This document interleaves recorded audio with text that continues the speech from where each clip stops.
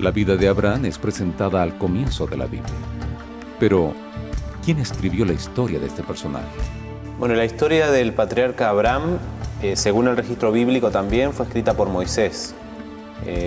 Si bien la historia del patriarca ocurre unos cuantos siglos antes, Moisés la habría registrado durante el periodo del Éxodo. O sea que tendríamos que ubicarlo en el tiempo, aproximadamente en mediados o fines del siglo XV antes de Cristo. Nosotros no podemos subestimar el poder de la tradición oral.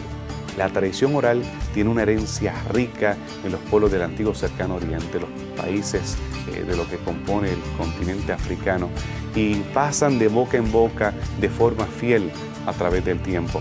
Moisés, según nos presenta la Biblia, es el que registra estos relatos de Abraham, de los patriarcas, de la creación, de eventos que lo precedieron a él, ya sea a través de tradición oral, incluyendo la misma, y revelación de parte de Dios, directa. Pero todo este cuerpo de narrativas, de historias y de material legal fue dado a Moisés, que lo registra en los primeros 5 libros de lo que se conoce como el Pentateuco o la Torá. La tradición nos cuenta y nos dice, la tradición talmúdica, por ejemplo, nos dice que Génesis y Job fueron los 2 primeros libros que Moisés escribió. Y la historia de Abraham es prácticamente la introducción al libro del Génesis. En realidad, es cierto que el libro del Génesis nos cuenta acerca de la creación, nos cuenta acerca de cómo Dios creó el mundo y organizó el mundo, pero pareciera que el libro del Génesis, una de las preocupaciones que tiene es justamente contarnos la historia de Abraham como padre de la nación de Israel. En realidad, Moisés va a ir a Egipto a encontrarse con sus descendientes, con sus parientes israelitas, y quiere llevarles 2 libros que hacen a la identidad de Israel. Uno de esos libros justamente es Génesis, donde se cuenta la vida de Abraham, que es el padre de la nación israelita.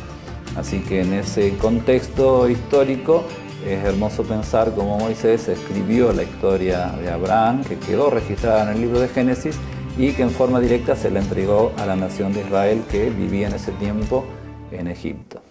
¿Qué importancia tiene la vida y la fe de Abraham para el relato bíblico y para el crecimiento del monoteísmo? Y en el registro bíblico, antes del relato de Abraham, aparece justamente el relato de la Torre de Babel. Y en la Torre de Babel el Señor se confronta con los hombres, confunde sus lenguas, y pocos kilómetros al sur está Ur de los Caldeos, donde Abraham nace. Y es de Ur de los Caldeos donde Dios llama a Abraham. Y lo llama para que él sea el iniciador de un pueblo que va a ser bendición. Cuando Dios llama allí en el capítulo 12 del Génesis a Abraham, le dice: deja a tu parentela y tú serás bendición. Bendeciré a los que bendigas y maldeciré a los que maldigas. Y en ti serán benditas todas las naciones de la tierra. Dios lo sacó a Abraham de su tierra porque era imposible que él pudiera desarrollar la fe, porque era imposible que pudiera hacer la voluntad de Dios en el entorno en el que estaba. Entonces, esta creencia de un hombre fiel, y además Abraham se cría también en un entorno idolátrico, porque cuando Josué relata la historia de los padres de Abraham o de los ascendientes de Abraham, justamente hace referencia que ellos fueron los que vivieron del otro lado del río y que sirvieron a dioses extraños.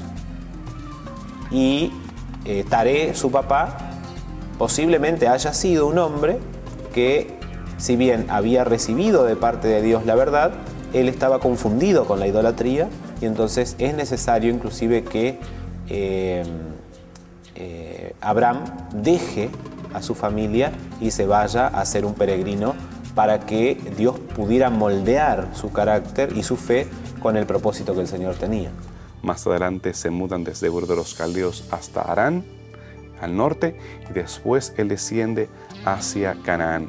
Allí también había politeísmo, imperaba, pero él Él se refiere a un solo Dios. Él solamente venera al Dios del cielo, el Dios creador de todas las cosas.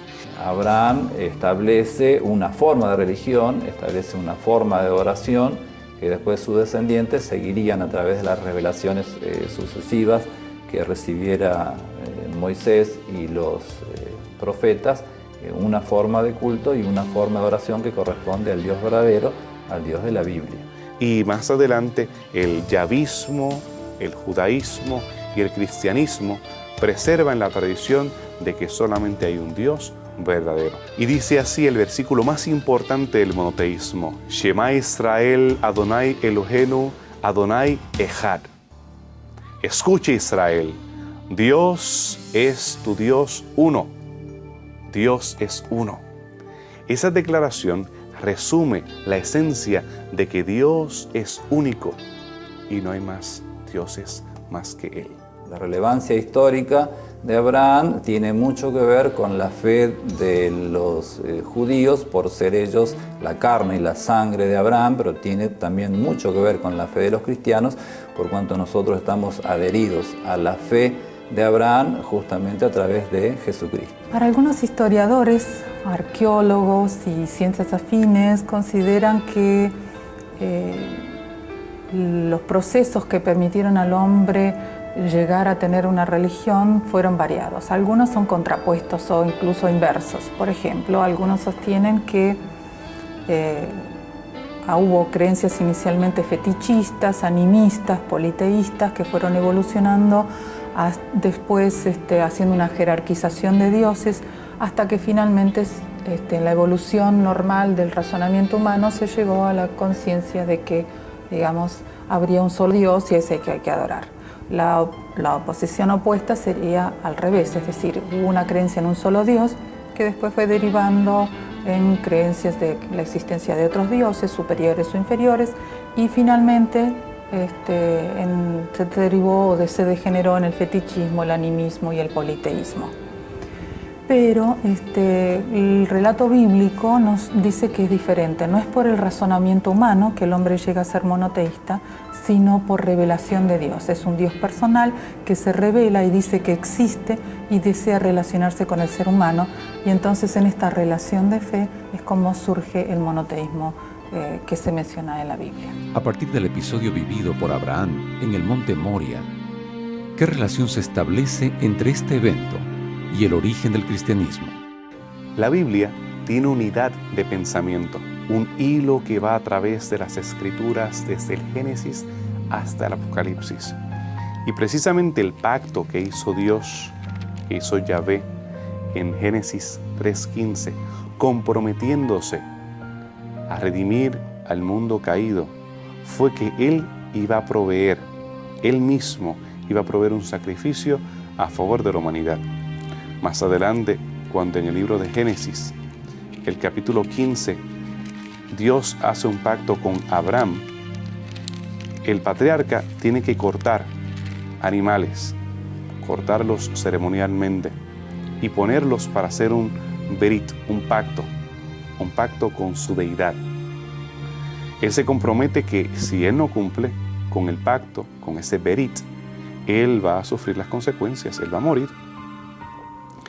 En Génesis 22, él escucha a la deidad, a Dios, reclamándole el precio del pacto. Abraham falló, se acostó con Agar, mintió acerca de Sara y demás y demás. Abraham no está sorprendido por la petición de Dios. Él sabe que él ha fallado. Él reconoce que él tiene que pagar el precio. Y en este caso es la vida de su hijo, que era el fruto de ese pacto que él había hecho con Dios.